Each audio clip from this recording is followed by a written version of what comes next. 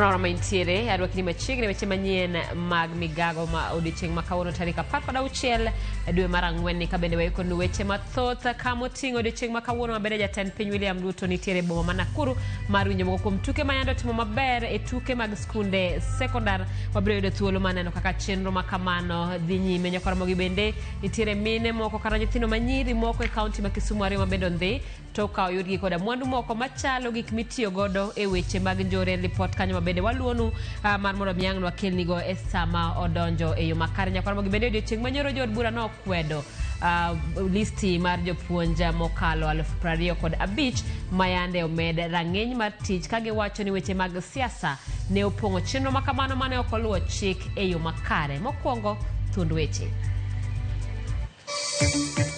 Obila ma Kisumu ondhiyo nyidendi moko ariyo moyud kod bunde gi mwandu mamoko ma ichich godo ni nyalo bedo mag njore. Joloch ma jopuonjre tuke drama kawuono timo nyisruok ne jatend piny e pare matin mani Nakuru. Chon kane ji ochwanyore to iyudo ni ok gidwa dhi e kot maduong' nikech gineno ni en mabor, alafu kod process bende bedo mabor. To koro kokel machiegni at least wabo save time. Kwayo ogol mondo ket doho matin mayalo buche matindo e chiro ma Kongowea mar konyo buche mag gope mokwako johala makanyo.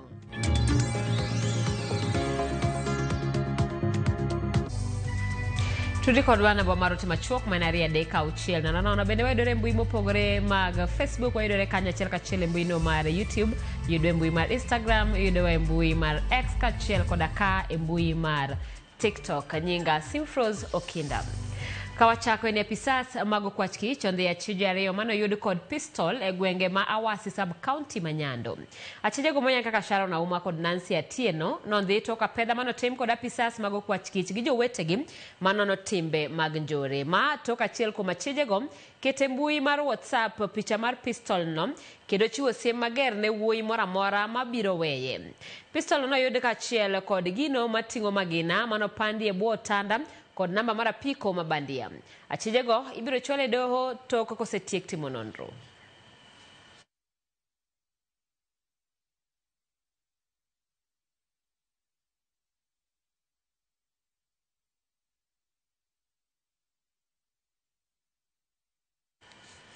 Kawadhi nyime ni chenro mar piedho jogo mamanyo lemo e bedo commissioners mag IEBC medo dhi mbele kaka wuono. Patrick Sanya Otoshwa Mabusia, Peter Ruto ma Nairobi, Peter Wanyande Oduor ma Siaya, Rispa Woro Lik ma Homa Bay, Philip Kakai kod Ramadan Abukakat Mukira emeda dhogi kawuono.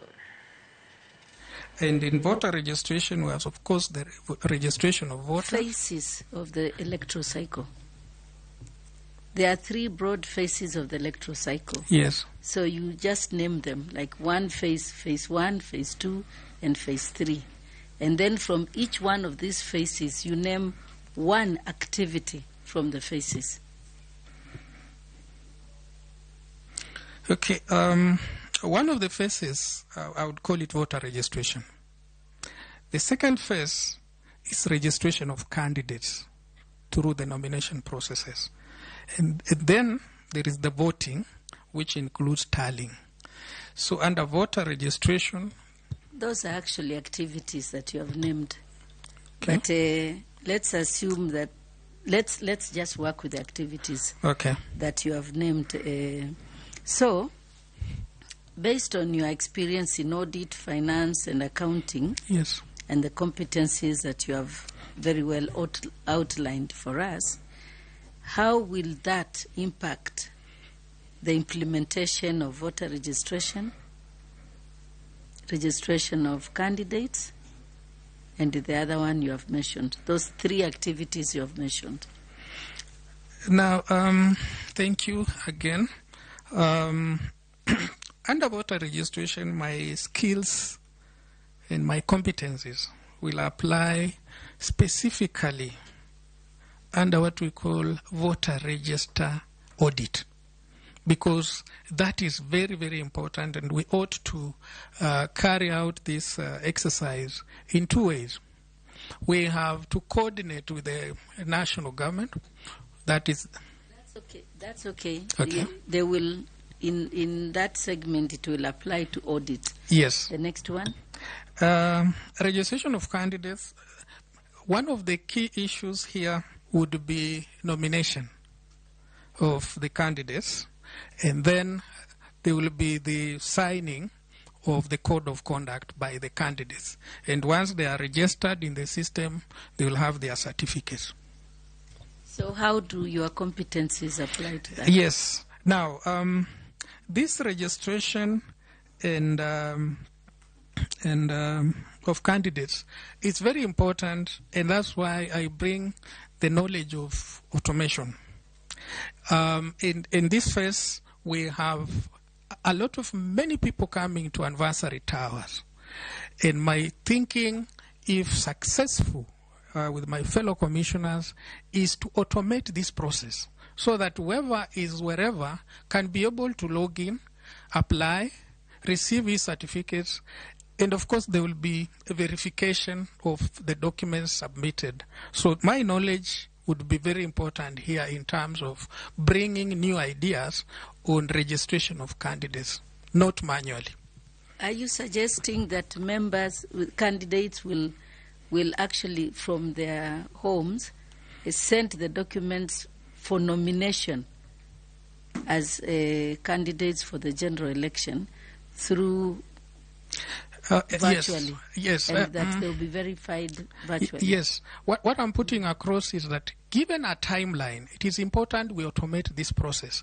Given a given timeline, they should be able to log into the system, upload their documents, and then a parallel system where possible, the parties or independent candidates can be able to send their documents, and then the IBC Secretariat and Commission can confirm and move, instead of us all assembling at anniversary towers on particular days.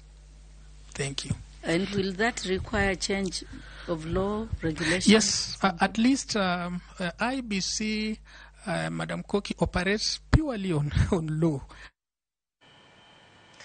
Manachiel kachiel cheno mar piedho commissioners maga duol matayire pacho kamano IEBC mapod dhi nyime odiochieng' masane, kendo en report mabiro kelo bang'e kanyo gi kokone weche manyien mabiro kao kamano wadhi mbele kama piny owacho staka yanga chenro mar gero center mar wuoth mar gige nam e gwenge mag Kombani maidore Matuga e county ma Kwale.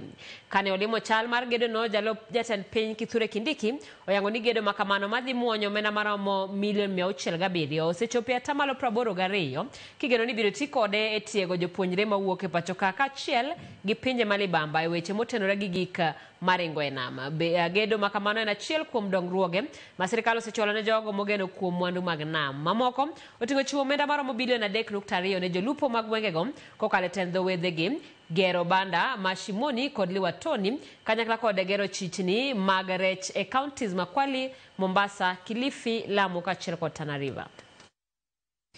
Serikali hii imekuwa serikali ya kufuatilia sana, kuleta manufaa zaidi kwa wananchi ambao wanatumia ama wako karibu na bahari, na hii ni mojawapo ya ile projects ama miradi ambayo serikali ya Kenya Kwanza imeleta hapa ili kuhakikisha kwamba vijana wetu wanapata utaalamu wa kwenda baharini, wa kutumika kama coxswains ama engineers wa meli, na pia katika mambo ya bandari.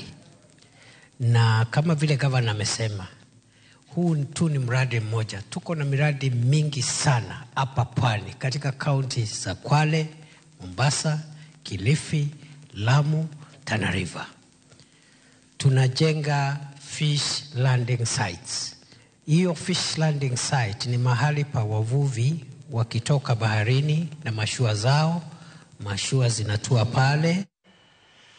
Kweth jolony mag oganda Luo mong'ere kaka Ramogi Professional Caucus oseyo gavana Masia James Orengo kuom kwedo sirikand mar manywanda e kinde gai mar ODM Raila Odinga kod jatend piny William Ruto. Kagiloso boma ma Nairobi, jolony go tegre gi weche manyocha orengo wacho e kinde nyasi mar ik mar jarit Raila Odinga Jojo Duor e kar dak Mandori e kaunti ma Siaya mano chengeso mokalo. Gidwaro mondo mikoro okwang'uono e weche go mano wacho e nyim jatend piny William Ruto masani otweyo osiep motegno gi oganda Luo. Gimedo ni MCAs mag kaunti ma Siaya mondo mi onon matut weche mano wacho gi orengo kendo gikawo okang' mar miyo kum kata ka en mana thiche oko e apisi. Kabende gijiwo oganda Luo mondo odage twech achiel osir sirikand manywanda mondo giyud chenro mag dongruok. Matin to Dakariyo. Kama jothurwa ne thoe. Waseneno nyithindo mang'eny nyaka nyithindo matindo bebi pendo giri ka thoe struggle morengo dwadwoko waino. Koro sani ok wanyal dok e lwenyno. Wanuoyo norengo ni orengo to ng'a. Raila emwang'eyo.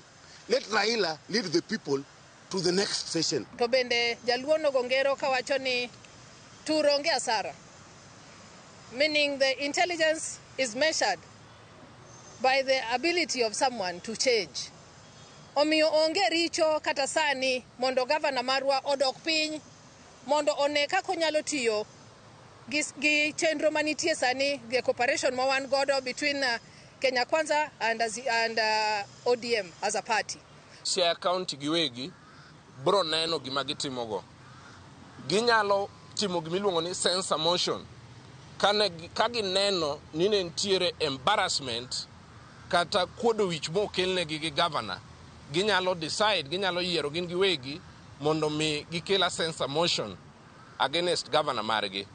To kabe gineno ni nitiere gross misconduct ma samoro James Agribobo Orengo osebedo katimo, dipo nono ka giyiero ni ber mondo mi gitim impeachment. Jor buro tamore listi mar duol mandiko jopuonje TSC mar jopuonj 25,252 maendo med rang'iny mar tich ka giwacho ni chenro no ne okodewo jopuonj duto yo maromre kendo dewo wang' nokwako chenro no. E romo ma iye notwero odhiambo manyoro, komiti mar somo e od bura kane romo kod jata tije mar TSC Nancy Macharia kaachiel kod jakom mar duol no nodwaro mondo TSC ochiwo bok mamoko malero achiel kachiel kaka chenro no notimre ka giwacho ni TSC ne okoluwo chike matayo medo jopuonj rang'iny mar tich. Motelo ne ma riwruok mar Kupet nochiwo ywak gi ni chenro no nopong' kod siasa gimano miyo jopuonje manowinjo med rang'iny mar tich ne okoyudo lemo makamano. Od bura ochiko TSC mondo dhi oik obok go maber kendo gibiduogi e mesano. Finally, stakeholder engagement through the questions as you have enumerated them. Is there is even a very serious count called we went through 3 hours of 300 kilometers called Taraganiti. Is this not part of affirmative action? The entire document should be discarded and Kenyans be given fairness. You cannot discriminate a teacher in Meru or Kiambu at the expense of a teacher in another particular region because of region. Teachers of Kenyans did not choose where to be born. Fairness means be mathematical. If one teacher is promoted, we should know that teacher represents. When we do promotions or even recruitment, we will always have a roadmap. And we go by the roadmap. When shall we advertise? When shall we conduct the interviews? Blah, blah. Until when shall it go to the board? And finally, when will it be posted? And we just followed that. Again, it is available. And again, your clerk can produce the letter and you compare with when we posted. Dwaro ritiere mar chugo do mayalo buche matindo kata small claims court e chiro ma Kongowea Mombasa mabiro rakore gi buche makamago majuko johala to chutho joma mine. Ma en bang' yangore ni thoth mine e chiro no ithoro roch ratechgi to kata kamano onge okang' malong'o magikawo ni mar doho kata kuonde ma inyalo chwalie buche makamago nitiere mabor gi chiro no. Joja koni kod ler mathoth kowuok Mombasa. Promo mane obagi Mombasa kod riwruok makedo ratich joma mine midendo ni Collaboration of Women in Development. Kae, jokanyo manie sekta mar arita doho kaachiel kod johala ne joromo mar twak ewi paro mar dwaro chugo doho mayalo buche matindo e chiro ma Kongowea Mombasa. Kelo small claims court machiegni kodwa biro konyowa kaka johala e tero cases wa mapiyo nikech chon kane ji ochwanyore to iyudo ni ok gidwa dhi e kot maduong' nikech gineno ni en mabor, alafu kod process bende bedo mabor. To koro kokel machiegni, at least wabo save time to cases wabro dhi mbele mapiyo. To inwang' ka Kongowea bor gi kot, to samoro dhako ni en pesa ne monwang'o cha, ong'iyo mana no odhi omiye nyathi madh nyuka moro, nyathi otere skul, alafu Mombasa kar ka inigo bok wadakie utewa, odhi ochulie wuon ot kik riembe gi nyithindo. Koro inwang'o ni mamani onwang' irocho ratiche to konyal yudo kama onyalo nwang'e konyruok. Iyudo ka mine mang'eny nwang'o tuo mar mental health. To johala ma Kongowea donjo ga tich saa 6, saa 7, saa 8 otieno. Kochopo gokinyi to koro ng'eny gi osewuok ka dok udi. Koro gineno ni kar mondo odhi oywe, omany kendo mondo mobodhi go gotieno, ni obire kot, oneno ni mano kawe thuolo malach, yudo ka gitiekre gi gin. Kanye mido ka dhano tongre go panga, dhano wang'o gige gi kiwegi, dhano muko gige jomamoko, ywaruok bedo mang'eny. Koro kikelo kotni kata mesa ni kikele Kongowea kacha, matiende ni kata ng'at mong'ol matiyo Kongowea ma dhi yudo tich matek wuok Kongowea nyaka town gi wheelchair, yudo nafas mayot mar dhi e desk kacha to tero kesi to nyalo luwo machiegni. Paro makama bende obiro kaluwore gi kweth jogo moko puodhi mayalo buche ang'aye kuonde midendo ni kangaroo courts. Iuso ne ng'ato, an kaka dil gi lewni, auso ne ng'ato law to obudho koko chula. Koro ka nitie kot machiegni, at least nyalo konya solve case makamano. Kangaroo court to ok konyga nikech mokwongo ni ok en legal ma mokwongo. Koro ing'e ni kacha chande bende ng'at manende odhi kacha chande obro chuni ni tim kam ng'ane no kelo na wachi ni enigo, in ineno na kokitimo ma to bro tim, koro chuni ni nyakitim ma nyakichul mach. Tido ka cases opong'o kujo, samoro nitie barupe mabiro ira monego beni ae court, tido ka gia Kongowea police station nikech ji koro dhi kendo ni gidwa winjre e police station, to police station onego beni en kama idhi tere case mari titere court. En gino ma bende gikoni biro duoko chien dungruok e tesende mag obila kod doho to chutho ni mar chiro ma Kongowea kende ni kod johala moheo dhano 10,000. En paro ma bende gikoni kaber to nego som gi chirni mamoko e pacho ka to chutho mago makelo oganda mawuok e kuonde mopogore. Mae nigo bende biro konyo kata jokot go bende, nikech koro wabiro duoko negi tich piny, kata polise go wabiro duoko negi tich piny. To mae bende biro konyo mine, nikech koro mine biro timo ohala kong'eyo ni nitiere kama ka ng'at moro nitiere moketho ratiche to nitiere kaka ibiro yudo konyruok. Chiro ma Kongowea ni o support counties mang'eny. Koro kwaketo kwe ma dhano timo ohala e alwora maber, tibo yudo ka kata wan jo Mombasa wadongre mos. Kodhi maber to dwaher mondo chiro mamoko kaka Gikomba, Kibuye, Kisumu, kuond mamoko bende obed gi machal kama mondo dhano chak bedo gi yo moro mayot ma giyude justice in the system. George Aoko, Ramogi TV, Mombasa. Kendo kama na nyajoja wako kwa mlipot makamano wadhi mbele kama nyuola more kar chungod bura mabuda langi county mabusia yuako kony mar iko anyuon gi moting'o dhano abich mane yudo masira mar apaya kinde ma idwaro gi kod omenda maromo $1 million mopogore kod omenda mar thieth mar joma moko ariyo manotonye masirano. Masirano mar apaya ne otimore gwenge ma Uranga e apaya manyadorera county ma Siaya juma mokalo. Anyuolano kotene kod Nicholas Abil wacho ni temo margi mar choko omenda pok onyago lemo madwarore mar chulo osiptal ka gope pod medo mana biore. Gikwayo jochiw sir kod joma chunygi ng'uon mondo konygi ka sirkal bende gikwayo mondo los apeyni manitiere gwenge makono mondo konye duoko chien masiche mag apaya makinde ka kinde.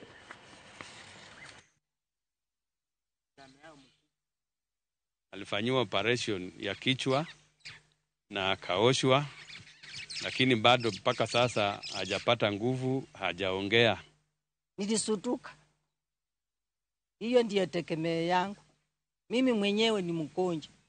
Kama nakonjeka ndio wananipeleka anga hospitali. Nimesutuka mpaka saa hii mimi nasutuka. Naona watu wamekufa wote. Na tegemeo yangu imeenda, hata saa hii si mimi hapa, si mtu. Kasikia mtu anaongea kwa simu ndani ya kanisa. Akaniambia unajua Kodembo amefariki na watoto wake. iliniuma. Tangu msiba huo utokee Jumapili iliyopita, jumla ya watu 5 walifariki hapo na watu 2 walisurvive. Mmoja ni msichana anaitwa Leonora Odembo. Kwa niaba ya familia ninaomba mjumbe wetu wa Budalangi constituency Mheshimiwa Raphael Wanzala asimame nasi wakati huu wa majonzi. Tunaomba pia gavana wetu Mheshimiwa Otuoma atusaidie. Wadhi kaunti makisi kamanyuola moro e gwenge go poroda gikuyo bang' wuod gilal dweche 7 mosekalo e boma ma Nairobi. Kalura gi anyuola no, Hesbon Ochoki mane tiyo gi kambi ma G4S e kar ohala mar Cabanas nolal Meru ka bang'e to nonro noyango ni simbe noduogo lore e kar dak Makware. Jafwambo marwa Anthony Achayo ni kod ler. Mae en gweng' mabogi choncho mayudore Bobasi e kaunti no makisi. Kae warome gi anyuola Hesbon Ochoki kowuok manyo wuodgi majegni 27 ma pok oyang kama nitie nyaka nowuok dalagi kochiemo boma ma Nairobi kama nodhi manye tich. Lit ma min Hesbon nego bang' rem yudo wuode dweche 7 mosekalo ok nyal pim gi gimoro amora. Ka lewnigi ema min Hesbon odong' ka parogo wuode machogo. Nairobi natafuta pesa, ninalipa, anapata kibarua G4S. Kwa sababu sisi tunatembea Nairobi nzima. Hata picha hii tunaweka kila mahali. Tumuoni. Achiedh nade nochako makanyuola ni higa mokalo tarik 3 dwe mar 10 ka wuodgi norem chopo e kare mar tich kaka nosabedo kotimoga. Gari ya Ruto ndafanya namna gani? Simbarati nisaidie, mimi nakuomba nisaidie. Nisaidie haki, mimi nalia machozi. Ninalia haki. Ninatafuta miezi karibu 7 kuna mtoto yangu haki. Hata vitu zake hatujui bali penye ziko. Chua alikuwa ameama hiyo mwezi, hatukuwa tumejua bali penye alihamia. Sasa na waomba tu yeyote tu mwenye ako na statement yeyote tu atusaidie tukaweza kuridhika. Bang' mano, nonro yango ni simbe mar ong'we yamo noduogo lore kar dak Makware mayudore Mkuru kwa Njenga. Kanyaka sani Hesbon pok oyudi kaka to bedo ni lipode osago e stesend obila mathoth mayudore boma ma Nairobi. Yote amepitia hapo, hata sisi tunashuhudia tu, amefika mahali fulani, amefika hapa, hatujapata jawabu. Hata sisi tumeshindwa njia gani ambayo tutatumia ili apatikane. Ni mtoto ambaye alikuwa anasoma lakini akakuja akapata kibarua. Chenro mar manyo Hesbon gisani osabedo matek mokalo ka gimoro amora oseusi e siro safar ma kinde ka kinde e boma no ma Nairobi. Gie kindegi anyuola Hesbon pod odak ka nigi geno ni gibiro yudo wuodgi mosalal kuom dweche 7 mosekalo ka pod ngima.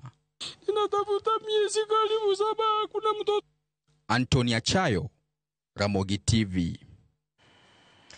Wan gigeno kanyo ne anyuola no biro nyalo yudo wuodgi mana ka ngima kar dwachgi kanyo. Ka kamano wadhi nyime kama jakom mar duol mar National Gender and Equality Commission manonjek Rehema Jalesa koro dwaro mondo riwruoge mopogore kedo kod lwenje mag kit chwech onywak lwedo mondo dwok piny buche mag lwenje mag kit chwech masani jimbore pacho ka. Koloso odiochieng' manyoro e kinde ma duol nochako romo mag twak mar ndalo 3 e kaunti ma Isiolo e wi lwenje mag kit chwech. Jalesa okoni okenge madito osego mano ni kit chwech duto romre kendo chiwo ratiro mar loso. Mak mana dipo nitiere gik moko mathoth manyaka tim mondo tiek chutho lwenje mag kit chwech kod mago mageto joma ng'awo. Medo ni onego bende orang weche mahinyo ngima joma ng'awo e Uganda kamoting'o mine, nyithindo, joma ong'ol kowacho ni ji nyaka koro riwre kedo kod timbe kaka nyange mar nyiri keny momondo e kind weche mamoko. National gender is just about women. And I want to tell you that national gender is not only about women. National gender is about both men and women. Therefore, all the special interest group I mentioned, the women, the youth, persons with disability, the elderly, the minority and marginalized, have men and women in it.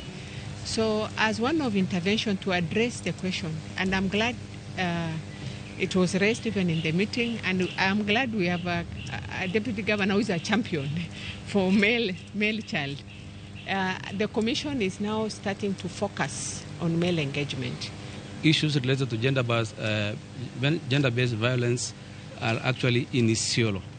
So in this regard, as a county, through the leadership of our Governor Abdi Ibrahim Hassan, our manifesto has clearly touched on issues related to gender-based violence, right from the manifesto number 1, which is tackling security, the security for women and children and those who are vulnerable.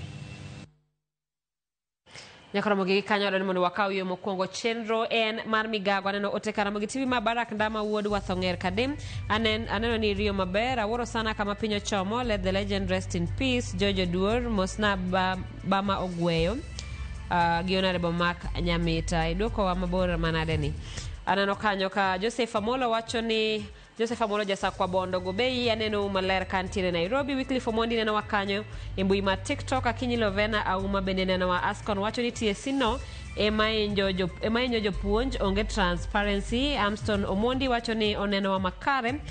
Blessed bende wacho neno wa kaintiere Oyugis. Perez wacho ni oneno wa watching from UK. Clifford Odhiambo bende neno wa kanyo ko wacho Ramogi TV neno malera kama entiere kao kama nyakora mogi waringo wadhi yueyo matin sa abiro gede kaprere koda beach karakamano wadogi weche mathoth kikidhi mabor.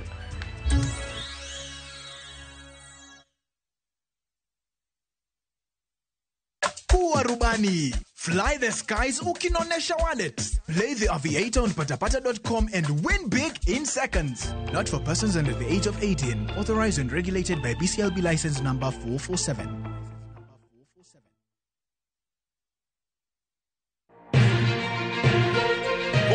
Chunybo mama Nairobi, machiegni gi Naromoro. Kokale gode koda ore kendo mol e gwenge duto mapachoka. Okinyi kokinyi, wayango ni kaka piny oru. Ma en rupe. Kama wami nonro to kod chal mar fwambo. Wa encourage conversation. Wamenyo ni weche mamako ngimani.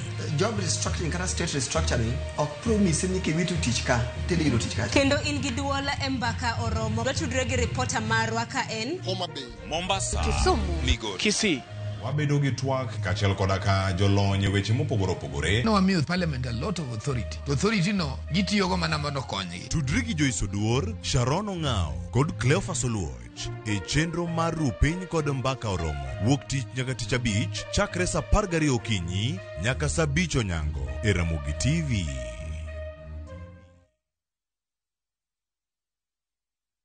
Ok ginyal wei ma ok inyiero. DJ Kapak Selector. Tunapiga. Idwa dhao dong. Idwa gori. Adwa timo ni maandamano maduong' kibong'eni ano. Mama ilika polisi timango. Ka yiem tachaga. Ibiro utenda kama ni chaya donge. Dhano otamo Nyasaye. Ok jaduong' ba. Jensa. Macha wich kut mani kelo nwa. Ibiro timo what? Waluong ne polisi. Yes, ayuri. Pape. Nyarkochia. Tich abich ka tich abich, sa 1:55 otieno. Mana e Ramogi TV. How is school? How is everything? Yo, Schoolflix lovers! Just when you think you've seen everything Schoolflix has to offer, I have a dream. A very beautiful dream. Prepare to be blown away this holiday season. What? Exclusive brand new Schoolflix movies are here. Log on to viewsasa.com now and discover the new Schoolflix movies.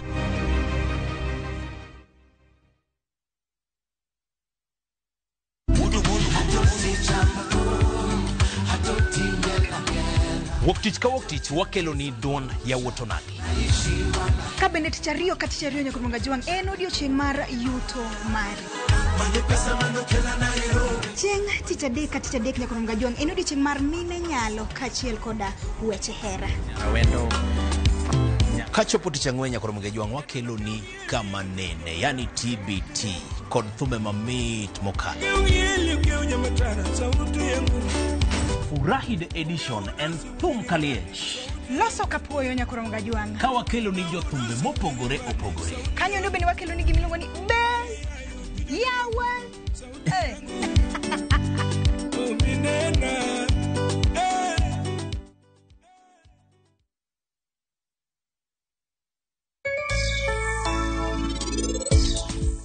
Emergency case. Ng'ambro chiedho gulu. Un kikudew. Ntiere laktar mabiro sani. Ochiegni chopo kae. Ikitem golo lweti kanyo. Dhi nyime gi make kamano. We aik room surgery ka laktar pok ochopo.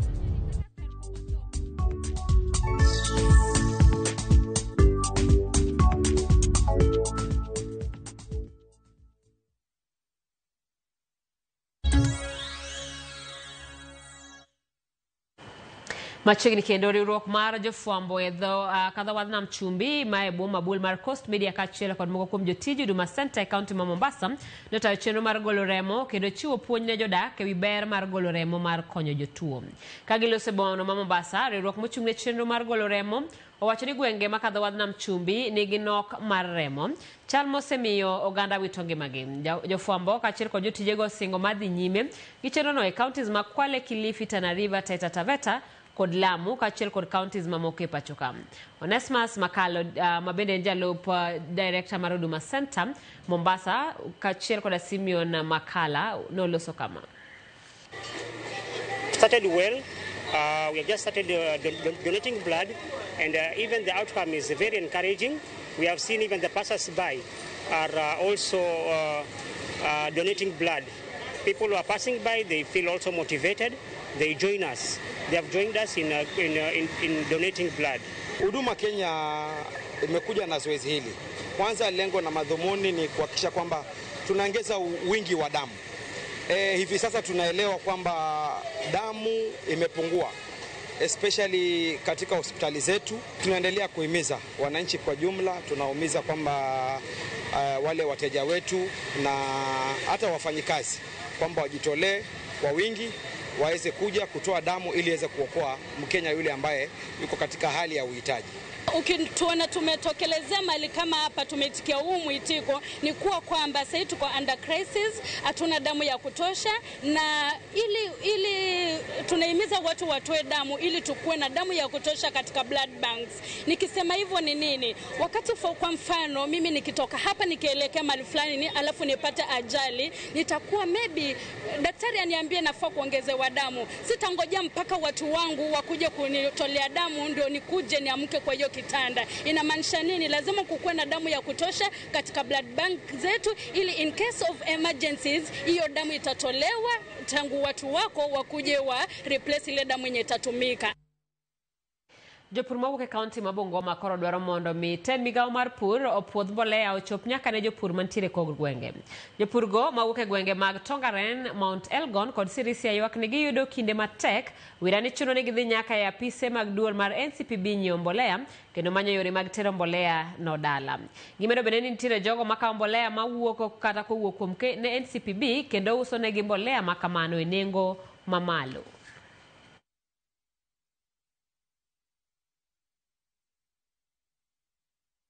Kuna watu wengi wanataka mbolea lakini hawana fare. Sasa mkuja karibu kama uko Bisunu tutakuwa mmetusaidia. Bisunu heri ya Busihe na wakaribisha huko. Hii mbolea wangetusaidia tu, wangeenda mpaka kwa sub county.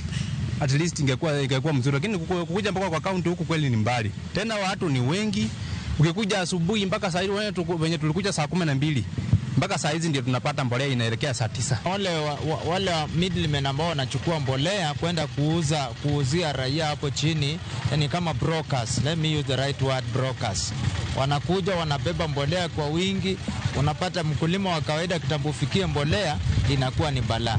Katika usafiri wa mbolea, kubeba mbolea kutoka Sirolbot, sasa kuna wakulima wengine wanatoka huko Bisunu, wanatoka Sirisia, wanatoka Mount Elgon, wanakuja hapa Sirolbot. Usafiri, naomba serikali kuangalia tu barabara, kulima mabarabara. Mbalana Majara Mogi Oginga Odinga odonje winjruok matiyo kanyakla gi riwruok mar oganda mar Tembea Futures Institute mar bero weche mag kor lwasi e kaunti ma Siaya. Kalora gi jatatije riwruogno Morris Olunga, chenrono mar bero kor lwasi motisi ni Village Kan gigeto loso riwruok mar jopuonjre mabiro konyogi e chwalo chenro mar bero kor lwasi.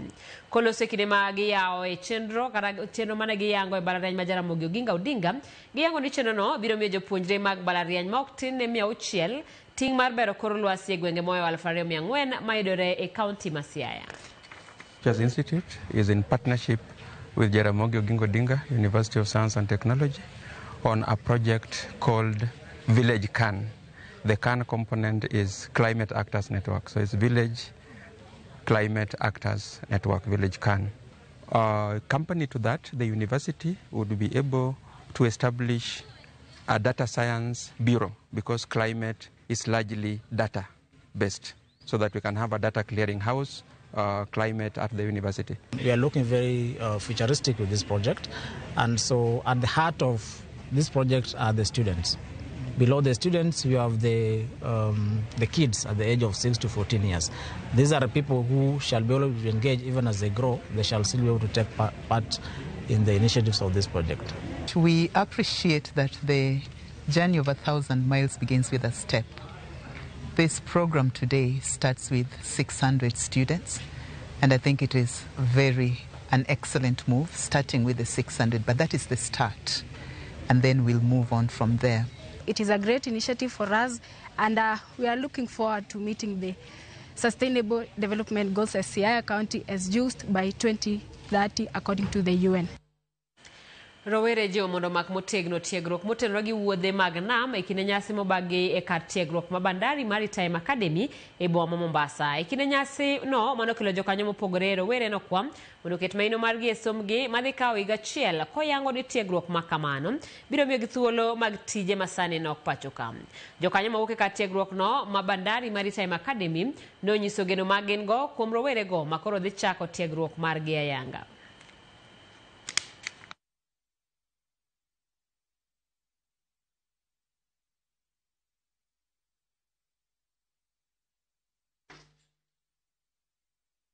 This training, as you offer it, you ensure that it covers the 12 months required, because if they get 11 months and they come to KMA, we will not touch them. They must do the 12 months so that they can get certificated and progress. Don't spoil that chance. It's competitive to be where you are. It's not by chance. As you don your uniforms and step onto the deck of your futures, know that you are now a part of a legacy of excellence, resilience, and service.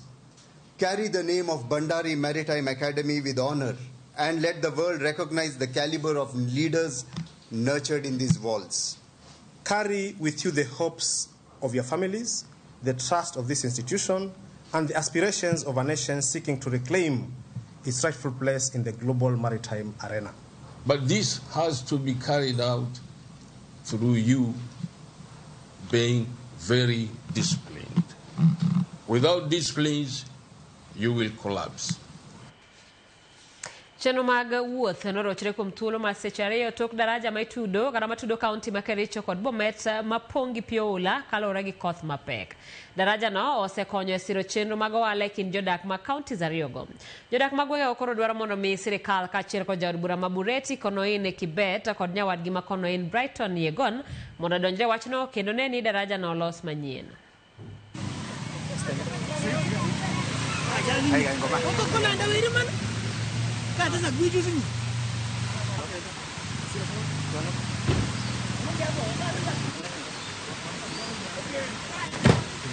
Tumetokea Litein saa hii na tumekaa for like 1 hour. Njia ya connect, that is a Kapset, Bomet County and Kericho County kwa saa hii haipitiki. So tunaomba serikali utusaidie kutengenezea bridge ya connect these two counties. Otherwise, as for now, it is impossible. Kwa saa hii hatujui tunaweza kaa kwa muda gani, sababu saa hii kusema tu kweli hatuwezi tukapita. Barabara ya kuunganisha, madaraja ya kuunganisha Bomet na Kericho imefurika, hata magari yenyewe yanashindwa kuvuka. Hata saa hii wasafiri wengi wameteseka, wanaomba serikali kuu na serikali ya kaunti watuchengee daraja ili barabara iwe rahisi kuvuka. hata biashara ya kwenda Litein na Kapset imetatizika leo. Saa hii malori ya kubwa ya kubeba chai kuanzia kutoka Kericho kuelekea Bomet ama Bomet mpaka Kericho wamefurika hapa, wamesimamisha kazi kubwa, imesimamishwa hapa. Tunamuomba Mheshimiwa Brighton na Mheshimiwa Sebuleni wafanye chambo ili washughulikie daraja hili, ndio wakaaji wa hapa wasitatizike kila mara kila siku. And tunaomba serikali kuu na serikali za kaunti wafanye chambo kuunganisha hii kaunti mbili ipate kuunganishwa na lami. Piny owacho mar kaunti ma Migori ochako choko osuru katiyo kod lony manyasani chenro ma igeno ni dhi geng'o lal mar 30% mag osuru ma osebed ka ichoko tok chopi aguch piny owacho. Jafwambo marwa Juma miyo waler mar wachno. 30% mag osuru ma ichoko kod apisas mag choko osuru e kaunti ma Migori osebiro kadhi ofuku ji giwegi kendo ok chop tend kaunti ma Migori kalore kod lipot mogol kod migaono mar omenda. Wasebiro kwa lalo osuru 30% kanyocha watiyo gi manual, tiende ni kaja solo osuru omi pesa lwete to en be nyathine moni tuo kata dich moro make to okawo pesa no to komi ja osuru otiko. Gima duong' mana ji yuago en ni receipt ma manual mikelo cha ne confuse jo mago alaka nikech samoro okele to ndike ni awendo tikele uririka.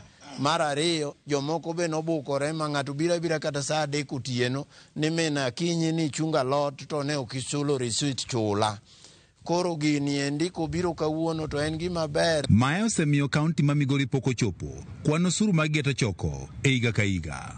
Director mochune chendogo mag choko osuru e kaunti ma Migori Moriso Indo wach ni komenda mag 213 nyaka 214 tend kaunti ma Migori ne geto choko osuru maromo $600,000 kata kamano ne gichoko manomenda maromo $512. Target marwa nyaka ne wachakre osebedo $600,000 e higa 2022 to gi kod 23 mar omenda ne wachoko $406,000 e higa ma authority wani noketi 2023 nyaka 2024 nyocha oidho mochopo $512,000. Watigi gini mondo wakony serikal mondo wabe wakonyrego mondo kuo mekwalo godo revenue e Uriri sub county ka odog chien. E okang' mar osuru duto ma ichoko kod apisas ma choko osuru ochopo ne kaunti ma Migori. Tend kaunti ma Migori koro chako kete tim tiyo kod lony manyasani e choko osuru. Wasekelo kod manyien mar chulo osuru ma jachulo osuru dhi e simbe to keto kod mawacho ni to imiye namba mag osuru monego chul kata yiero modwaro to chulo kende ma ok en assisted gi collector moro amora. Mano biro konyowa e golo kuo mar osuru. Moko kuom kuonde ma johala ok dhi yienegi mondo koro chiw omenda ching' ne jochoko osuru gin ma oting'o chirni kaachiel kod kuonde machiko nyamburko e kaunti ma Migori mangima. Chudo manyasani no wabiro chulo pesa ma iluongo ni ses mag dhok, ses mag diek, ses mag rombe, to kendo wabiro chulo ses mag cham kaka oduma, ses mag cham kaka avocado, ses mag cham te madhi e chiro, rabolo, gigo te mowuok e puothe wachulo ses gi e yorno. Wabiro chulo pesa mar donje e boda, joma donjo ma Tanzania mabiro donjo through Sirari. E seche ma bende tend kaunti ma Migori kete tim chenro ma choko osuru ka itiyo kod lony manyasani. Apisas ma choko osuru ma osebedo kalal kod mokumo osuru ma ichoko bende koro chiwnegi siem mager. George Juma, Ramogi TV, Migori.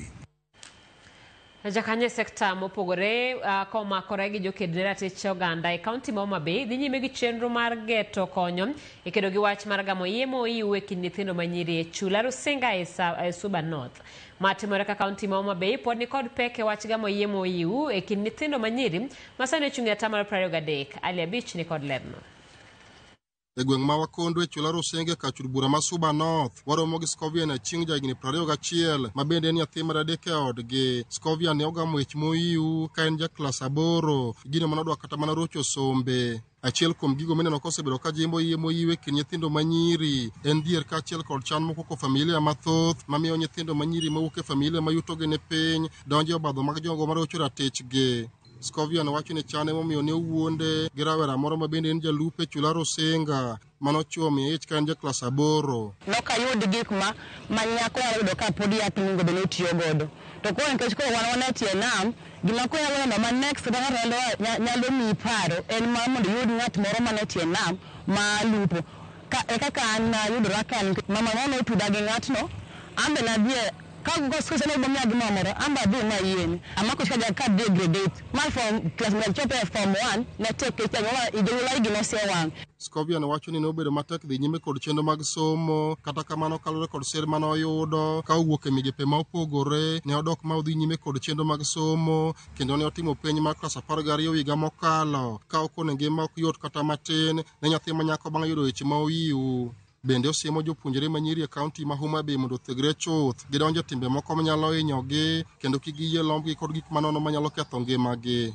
Amba nagombo dhi skul ka jawuoto daso dhi skul nadhi chief ka oto mabiro makonya mana dhi e skul makana chope manyaka chief ne nokongo miya basari ema no make sure ayudo basari mar form 1 ka pe form 2 to jo ta nobiro makonya babawa chulo pato school fee na koro miyo nyiri wete na jo malo nyiso unia bi uju war gombo mang'eny nyalo mi bed kamoro mok ber. Gwenge mag Rusinga en achiel kuom kuonde ma nyithindo manyiri nitie kod andaki maduong' mar gamo yie momondo kaluwore kod chenro mag lupo madhi e nyime kaka yor kedo kod wach gamo yie moiwe kind nyithindo manyiri e chula Rusinga. Jokanyo e sectors mopogore kod jokedo ne ratiro mar oganda obiro kanyakla mar gombaka kod nyithindo manyiri ka achiel kod jonyuolgi mar chiwo negi puonj e wi midhiero mikelo kod wach gamo yie moiwe kind nyithindo manyiri. Wan ka gi teen mothers, wan ka gi adolescents from age 11 nyaka 24, one kind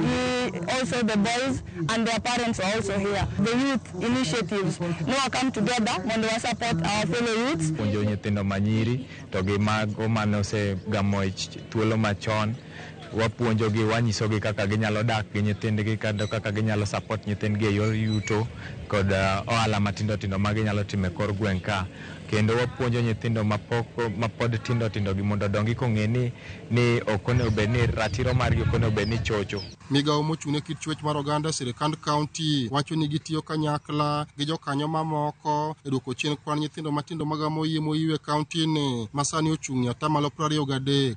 Wan ka ni mondo wakony wabed achiel kuom joneno kata kuom achiel kuom jotich sirkal makwedo weche mag bedo kod iye kata mako iye mawiu kapok jotieko sikul. Alia Beach, Ramogi TV, Homa Bay. Nyakaramogi e chenro mar gwenge wa kawuono warango gweng' ma Nyamware mayudore Kisumu. Jafwambo marwa Millicent Adhiambo leronwa pach jopiny ma Nyamware ewi chakruok mar nyingno.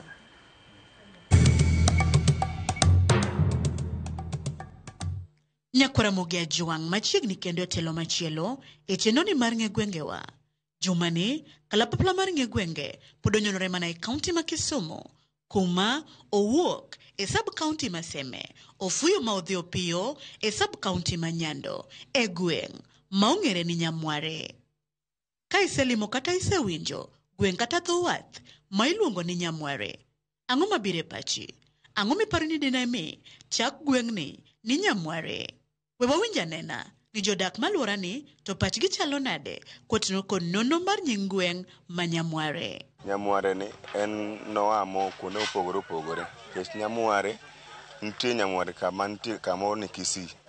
Koro wan kaka wang'eye wan onyuolwa to yudo ni gweng'wa ni en Nyamware. Ne nitie jaduong' moro mane iluongo ni Nyamware. Koro e gima omiyo nochak gweng'ni ni Nyamware.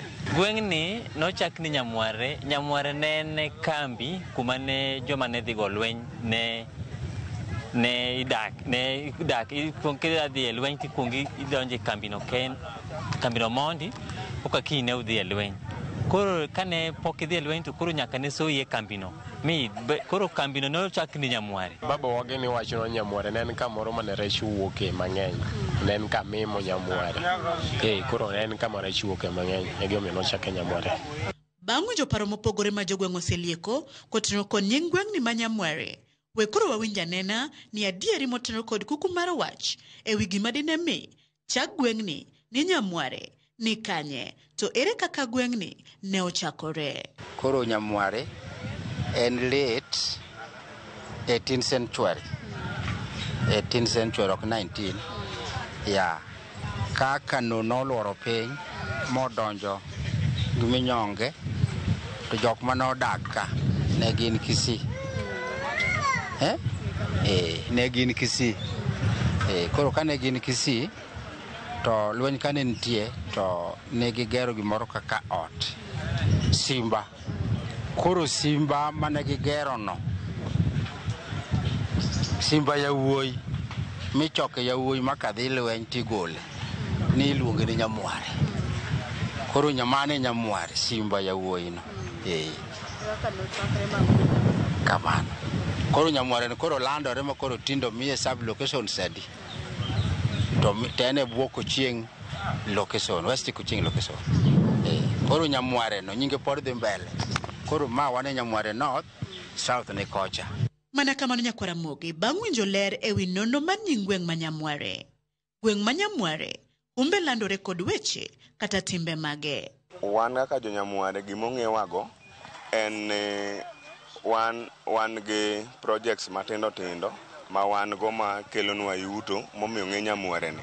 Wan gi beach ma kelonwa chiemo, wan gi irrigation ma kelonwa yuto, wan gi sandy soil be manya Nyasaye miyogo gimoro. Wan gi rech e dho beach kanyo, to wan gi kuoyo be ichodho ka, ma kuochwa no dhi kuonde maboyo boyo, dhi nyaka Siaya, Homa Bay.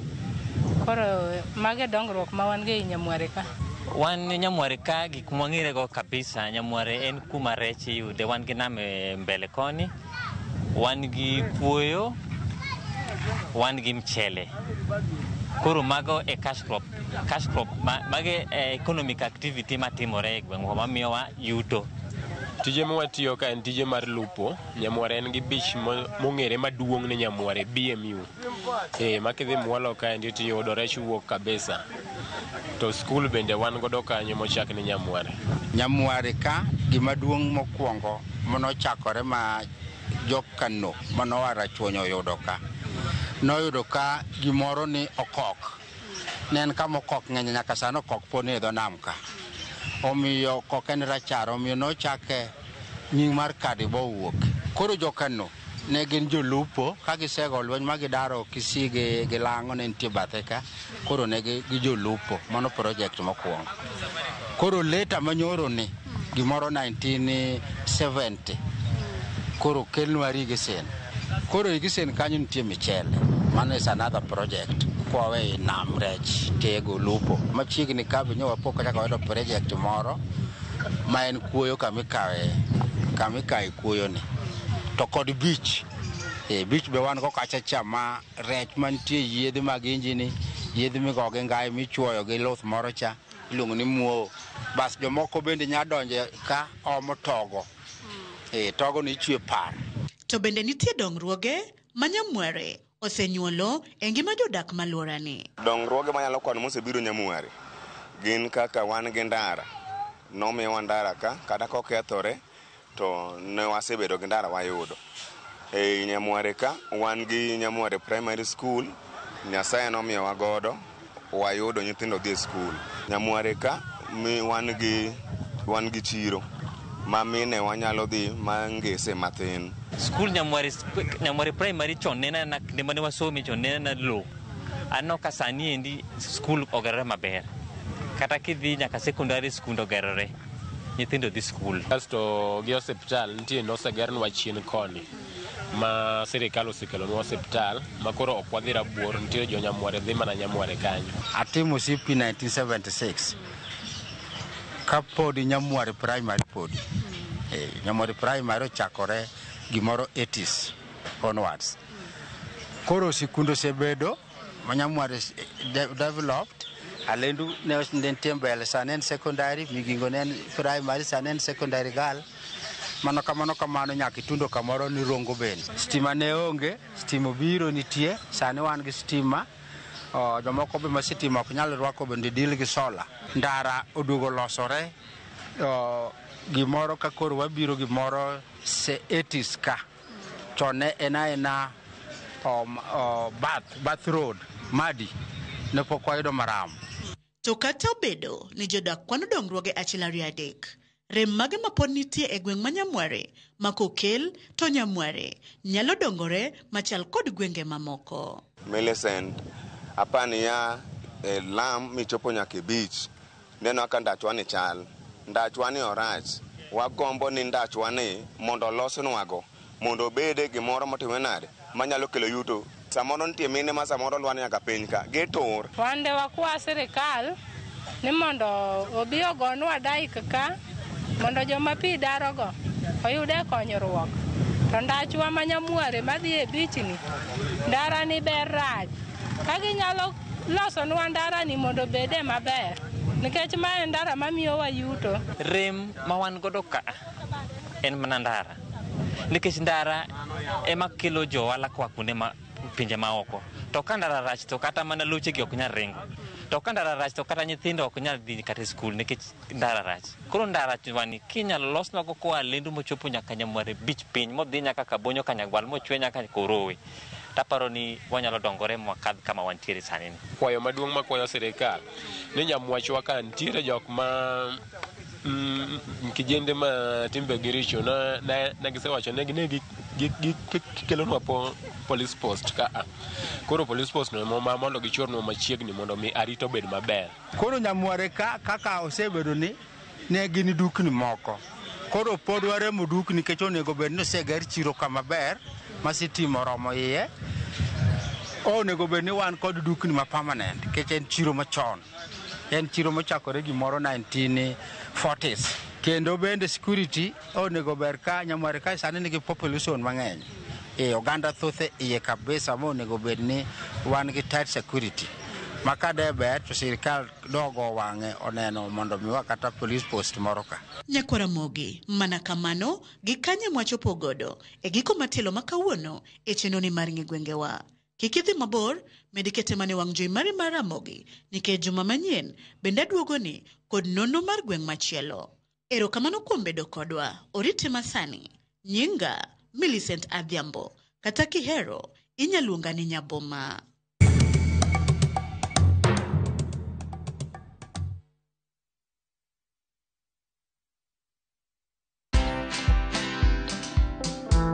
People didn't believe that I bought my Land Rover Discovery from just influencer money. Yeah. Can anyone make money online? Yes. Content is like losing weight. You kind of have to just do it for a long period of time for you to actually see those results. Where money is a motivator, for me, fear and shame just don't exist because this is how I'm feeding my children. Watch this story and more. Download the Citizen Digital app or visit www.citizendigital.com and find the Citizen Originals portal. Kenya's #1 app, Citizen Digital.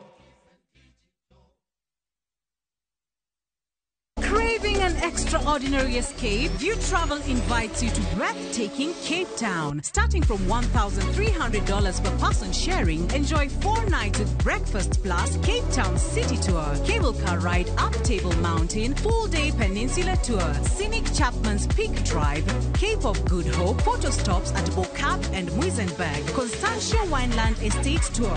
View Travel, your gateway to Cape Town's wonders. Visit viewtravel.com or call and WhatsApp 0703-254-254. View Travel. Dream. Explore. Discover.